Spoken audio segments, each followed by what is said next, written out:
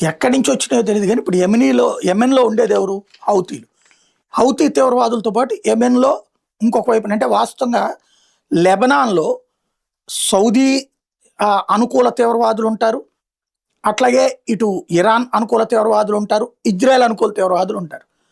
అందులో సౌదీ ప్రభుత్వము ఆయుధాలు కొని అక్కడ ఉన్నటువంటి లెబనాన్లో ఉన్నటువంటి తన అనుకూల తీవ్రవాదులకు పంపిస్తే, ఇరాక్లో ఉన్న తన అనుకూల తీవ్రవాదులకు పంపిస్తే, సిరియాలో ఉన్న తన అనుకూల తీవ్రవాదులకు పంపిస్తే, ఆ ఆయుధాలు వచ్చి ఇప్పుడు సౌదీ అరేబియా మీద దాడులు చేస్తున్నట్టు హౌతీ తీవ్రవాదులకు చేయండి.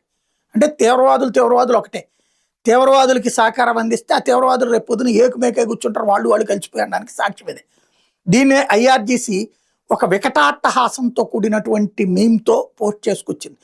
మేమేదో ఇరాన్ దేశము, మేమేదో హౌతీలకి ఆయుధాలు ఇస్తున్నాం అంటున్నారు, అసలు ఇచ్చింది సౌదీ అరేబియా చూసుకోండి అంటూ సౌదీ అరేబియా ఆయుధాలు హౌతీల దగ్గర ఉన్నటువంటి విషయాన్ని విజువల్స్తో సహా చూపించి ప్రశ్నిస్తున్నారు.